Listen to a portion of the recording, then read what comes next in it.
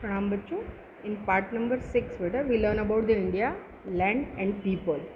Primitive man came into existence simultaneously in India and eastern South Africa. Mesmerized by the varied and prosperous heritage, many foreign tribes came to India. Consequently, the remains of all the tribes are found here. अगर हम प्रिमिटाइव man time early as से देखें बेटा तो India के अंदर same as एक ही समय के दौरान आप अफ्रीकन कॉन्टिनेंट और इंडियन कॉन्टिनेंट में आप देख सकते हो बेटा कि धीरे धीरे धीरे जो है बेटा हम स्टोन एज सिविलाइजेशन, उसके बाद मिडल एज सिविलाइजेशन, फिर ब्रॉन्ज एज सिविलाइजेशन की तरफ आगे बढ़ रहे थे। जैसे जैसे कहीं ना कहीं हमारा सिविलाइजेशन बेटा प्रॉस्परस होता जा रहा था, जो डिफरेंट डिफरेंट ट्राइब्स थी अलग अलग कंट्रीज़ और कॉन्टिनेंटल फॉर्म में रहने वाली, वो इंडियन कल्चर से मेस्मराइज्ड होके इंडियन कॉन्टिनेंट की तरफ आकर जो है बेटा एक तरीके से देखा जाए तो वो सेटल्ड होने लगे। The Dravidians were the considered to be the most ancient people of India, but the modern researchers of the linguistic and anthropologists have proved that even before the Dravidians 6 more tribes came and settled in India. ऐसे तो देखा जाए बेटा तो द्राविडियंस को real originator माना जाता है इंडियन कल्चर और मोहनजोदड़ो कल्चर का, बट बहुत सारे हिस्टोरियंस जो और एंथ्रोपोलॉजिस्ट जो लिंग्विस्टिक बेसिस पे बेटा भाषा के बेस पे, लिंग्विस्टिक मतलब लैंग्वेज के बेस पे जिन्होंने रिसर्च किया है, उन्होंने कहीं ना कहीं ये प्रूव किया है कि द्राविडियन से भी ओल्डेस्ट 6 ऐसी ट्राइब्स थी जो इंडिया में आई और सेटल्ड हुई। उसमें फर्स्ट ट्राइब है बेटा नेग्रिटोइड पीपल, जिनको हप्सी पीपल कहते हैं। ओके, अब यहाँ पे आपको ध्यान देने वाली बात ये है बेटा कि ये जो ट्राइब्स है इनकी शॉर्ट नोट्स आपको 2 मार्क्स में आती है। कई बार ऑब्जेक्टिव क्वेश्चंस आते हैं, मैचिंग आता है, ये पर्टिकुलरली किस प्लेस से आए थे बेटा, कौन सी जगह से आए थे, इनके फिज़िकल फीचर्स कैसे हैं, ओके, या फिर इनको किसी न किसी नाम से जाना गया है। तो आपको अक्सर ऑब्जेक्टिव क्वेश्चन में इस तरीके के सवाल आए, जैसे negroid people known as Habshi people, बराबर, उनको हप्सी पीपल भी कहा जाता है। अक्सर हमने अफ्रीकन पीपल है, इवन वेस्ट इंडीज़ की तरफ रहने वाले लोगों का भी फीचर्स बिल्कुल ऐसा ही होता है। देखो इधर क्या लिखा है कि some historians believe that negrito और the negroes are the most ancient inhabitant of India. ये सबसे भारत के सबसे पुरातन बेटा एकदम सबसे पुराने ट्राइब्स में माने जाते हैं। They came from Africa via Balochistan to India. ये अफ्रीकन कॉन्टिनेंट से बलूचिस्तान जो अभी का पाकिस्तान है बेटा, उसका साउथ का जो पार्ट है उस हिसाब से वहाँ से होते हुए लगभग पंजाब से होते हुए बेटा वो भारत में एंटर हुए थे। They were the black having height of the 4 to 5 feet and curly hair, जिनकी स्किन का कलर काला होता था ना, हम हप्सी पीपल को देखते हैं काफ़ी ब्लैक होती है उनकी स्किन, और हाइट उनकी 4 to 5 feet होती है। हालांकि अफ्रीकन कॉन्टिनेंट के बहुत सारे हिस्से में इनकी हाइट बहुत ज़्यादा होती है और कुछ हिस्से ऐसे जहाँ पे इनकी हाइट्स कम होती है, और बाल इनके करली होते हैं, काफ़ी एकदम मुड़े हुए। तो ये आपको फीचर्स ध्यान रखना है क्योंकि अक्सर आपको शॉर्ट नोट्स पूछी जाती है। फिर सेकंड है एस्ट्रोलॉइड पीपल, जिनको निषाद पीपल कहा जाता है। आज भी अगर आप ज़्यादातर देखोगे बेटा तो निषाद पीपल की जो पॉपुलेशन है अपने बिहार स्टेट में ज़्यादा है ना। अभी इलेक्शंस में काफ़ी इनके ऊपर चर्चा हुई थी, अभी यूपी में भी इलेक्शंस है तो वहाँ पे भी निषाद ग्रुप के पॉलिटिशियंस से अभी जस्ट बीच में कुछ ही 10 दिन पहले मीटिंग हुई थी। तो ये निषाद लोग हैं बेटा, जो माना जाता है कि आर्या से सिमिलर थोड़े समय पहले ही आए थे और काफ़ी मिलता जुलता कल्चर इनका आर्यास के साथ से था। People of these tribes came from Southeast Asia. Their physical features were black skin with broad head. बराबर, ये भी इनकी स्किन ब्लैक होती थी बेटा, लेकिन इनका माथा काफ़ी चौड़ा होता था, ब्रॉड एंड फ्लैट नोज जो है उनकी जो है काफ़ी मतलब चपट बोलते हैं ना, एकदम से नाक वैसा होता था, काफ़ी उभरा हुआ नहीं रहता था। अपने जैसे ईस्ट के लोगों को देखते हैं ना, गुरखा लोगों को भी हमने देखा है ऐसे। और शॉर्ट इन हाइट, इनकी भी हाइट मतलब एवरेज होती थी, बहुत छोटी भी नहीं बहुत बड़ी भी नहीं। The Aryas who came later on to India call them Nishad, और आर्या ने ही इनको निषाद पीपल कहा था। The organs of this tribes like a Kol, Munda and Khasi, tribes of Assam, the tribes of Nicobar and Myanmar have similarities to the australoid people.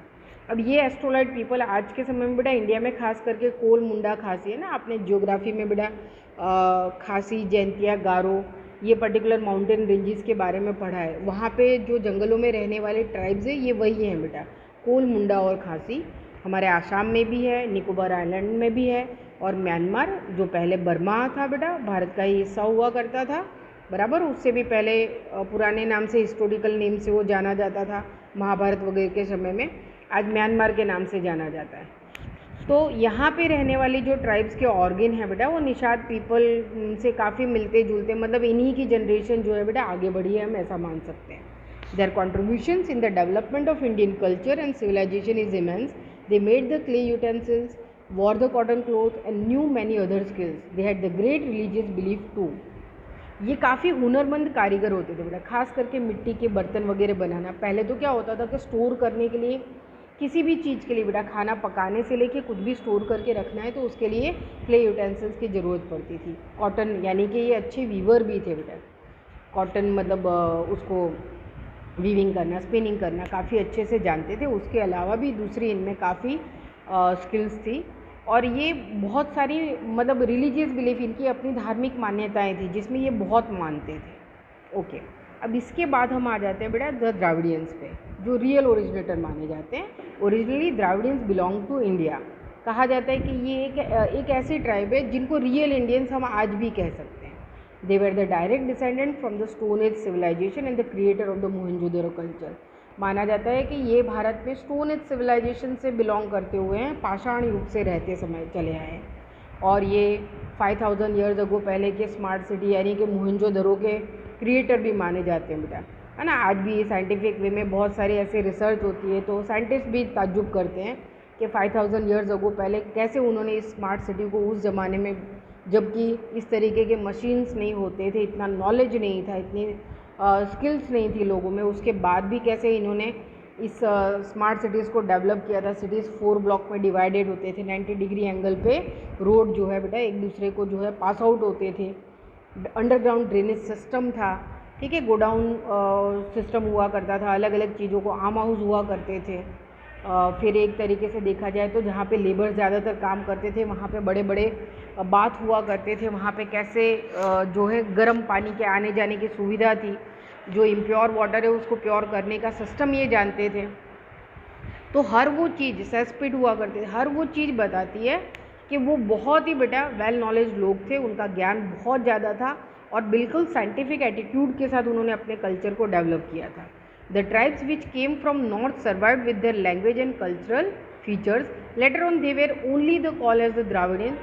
Dravidians have the concept of mother as a goddess and father as a god. यहाँ पे हम देख सकते हैं बेटा कि जैसे जैसे आर्यास बेटा, ऐसा नहीं है कि आर्यास इंडियन नहीं थे बेटा. और कई बार तो ये भी प्रूफ मिलता है कि वैदिक एरा के टाइम पीरियड में आर्या और द्राविडियंस सिमिलरली, आज अगर आर्यंस और द्राविडियंस में बहुत सारी चीज़ें बेटा उनमें इंटरकास्ट मैरिजेस हुए, उन्होंने अपने पूजा पाठ के तरीक़ों में काफ़ी एक दूसरे से, मतलब बिल्कुल इन दोनों ट्राइब में काफ़ी एमलगेशन हुआ बहुत सारी चीज़ों में. लेकिन जो बिल्कुल नहीं उस चीज़ को एक्सेप्ट कर पाए वो साउथ की तरफ नीचे चले गए. बराबर. द्राविडियन कल्चर में बेटा माता पिता को एक तरीके से देवी देवताओं की भगवान की उपमा दी गई है. So the thought of Parvati and Shiva as the mother and father develop. Moreover the tradition of worshipping nature is the gift of the Dravidian. ये प्रकृति प्रेमी लोग थे बेटा और नेचर को वर्शिप करते थे. मैंने आपको पहले भी बताया बेटा कि इंडियन कल्चर में कभी भी हम टेम्पल, मंदिर जैसी जगह नहीं हुआ करती थी. हम पंचतत्व, जल, वायु, अग्नि, है ना, सूर्य, हर चीज़ बेटा, मिट्टी, सबकी पूजा करते थे, नदियों की पूजा करते थे. लेकिन धीरे धीरे बेटा हमने ग्रीक के लोगों से ये सीखा, पिरामिडिकल स्ट्रक्चर से हम समझ पाए. तो देखो हमारे जो टेम्पल्स होते हैं उनका विमाना जो होता है वो पिरामिडिकल आर्किटेक्चर से एक तरीके से देखा जाए बेटा तो वहीं से इंस्पिरेशन लेके बनाया गया है. और माना जाता है कि जो पिरामिडिकल फॉर्म होता है बेटा वो कहीं ना कहीं यूनिवर्स के साथ यानी कि ब्रह्मांड के साथ कनेक्ट करता है हमको. तो इस तरीके की बिलीफ के साथ हमने हमारे टेम्पल्स को, दुनिया में कोई भी टेम्पल बेटा 2500 साल से पुराना नहीं मिलेगा, क्योंकि हमने तभी से, वरना उससे पहले तो हम किसी भी जगह पर बस हमको प्रकृति की पूजा करनी होती थी. फिर यहाँ पे लिखा है बेटा कि more over the tradition of worshipping nature is the gift of Dravidian. The tradition of worshipping with धूप, दीप एंड आरती. बराबर. यही लोग बेटा हमारे पूजा पाठ में आज भी हम यही तरीका अपनाते आए हैं. Are considered to be the gift of the Dravidians. ठीक है. अगरबत्ती करना बेटा, दिया जलाना, दीपक जलाना, आरती करना भगवान की. लेकिन जो आरती करते समय हम श्लोक, स्तुति और मंत्रास बोलते हैं ना बेटा, ये आर्यास से मिला, क्योंकि आर्या को माना जाता है कि वो ब्राह्मण थे और काफ़ी नॉलेज उनका इस तरीके से हुआ करता था जिनको द्राविडियन ने एक्सेप्ट किया. द्राविडियन के पूजा पाठ के तरीके आर्यास ने एक्सेप्ट किए और आर्यास के स्तुति, मंत्रों का उच्चारण, श्लोका, इन सब चीज़ों को जो है द्राविडियन ने, मतलब एक तरीके से देखा जाए तो दोनों संस्कृतियाँ मिल गई. Nature and the animal worshipping also. यहाँ पे देख सकते हैं बेटा कि हम प्रकृति के साथ साथ बेटा जो हमारे आसपास जो भी एनिमल्स हैं, हमने जैसे आगे भी देखा कि हमारे देवी देवताओं के व्हीकल्स के रूप में, वाहक के रूप में हमने ज़्यादातर एनिमल्स को देखा। एलिगेटर है तो खुड़ियार माँ के हैं, पिकॉक है तो कार्तिकेय था, माउस था तो गणेश जी का है ना, शिव के नंदी हुआ करते थे, विष्णु जी के शेषनाग हुआ करते थे। तो हमने देखा कि हमारे कल्चर में हमने उनको कितना रिस्पेक्ट दिया है, एक तरीके से उनको वो स्थान दिया है। तो हर वो चीज़ हम जो प्रकृति से जुड़ी हुई है बेटा उसको हमने हमारे कल्चर में जो है संजो के रखा है। फिर आगे बढ़ते हैं, कहाँ पहुँचे, 1 मिनट लाइन देख लूँ मैं। हाँ, are that the great features original deities of the Dravidian have been accepted by the Aryas and were reestablish by them as a god of culture with the pace of time. Okay, जैसे मैंने अभी समझाया कि धीरे धीरे समय के साथ ये मिलता चला गया। Under the tremendous influence of north Aryan cultures were deeply internalization by the Dravidians. Hence the intercaste marriages took place. इनके परिवारों में बेटा एक तरीके से देखा जाए तो शादी ब्याह से ये जुड़े और मतलब एक तरीके से संस्कृति सभ्यता फिर एक परिवार के रूप में जो है बढ़ती चली गई। Dravidians had the matriarchal system of family. ठीक है, द्राविडियन फैमिली में बेटा जो बच्चे होते थे वो अपनी माता के नाम से जाने जाते थे, है ना। जैसे पांडवों को कुंती पुत्र कहा जाता था, राम को जो है कौशल्यानंदन माना जाता था, कौरवों को गांधारी पुत्र कहा जाता था, कृष्ण को देवकी नंदन माना जाता था। तो हमेशा मात्रिचल सिस्टम को ये फॉलो करते थे। Dravidian progress a lot in the different crafts and arts like a building of boat and raft. ये लकड़ी बेटा वुडन वर्क करने के काफ़ी अच्छे कारीगर थे। राफ्ट यानी कि उस समय में बड़ी बड़ी बोट और राफ्ट बनाते थे। उसके साथ साथ बिल्डिंग आर्किटेक्चर फॉर्म काफ़ी, विविंग, स्पिनिंग, मतलब एक तरीके से बुनकर अच्छे थे बेटा। और डाइंग वर्क भी अच्छा करते थे, कलर काम से लेके बेटा छाप काम तक। Due to the dominance of the Aryas they shifted to South India and settled there. लेकिन धीरे धीरे जैसे जैसे बेटा आर्यास का नॉर्थ की तरफ एक तरीके से डोमिनेंस बढ़ता गया, उनका कंट्रोल बढ़ता गया, जो द्राविडियंस है जो उनके साथ बहुत ज़्यादा बेटा मिंगल्ड नहीं हो पाए या उनके कल्चर की बहुत सारी चीज़ों को एक्सेप्ट नहीं कर पा रहे थे, वो साउथ की तरफ गए। As a result today we can see the people speaking Dravidian family language like a Tamil, Telugu, Kannada and Malayalam etcetera. तो आज के समय में हम देखते हैं बेटा कि जो तमिल, तेलुगु, आंध्र प्रदेश, तमिलनाडु, कर्नाटका, केरला, ये 4 लैंग्वेजेस वहीं पे बोली जाती है। तो इसको शॉर्ट में मैंने आपको लाइव क्लास में भी लिखवाया था TTK में, इसको ऑर्डर के हिसाब से ही आपको याद रखना है बेटा।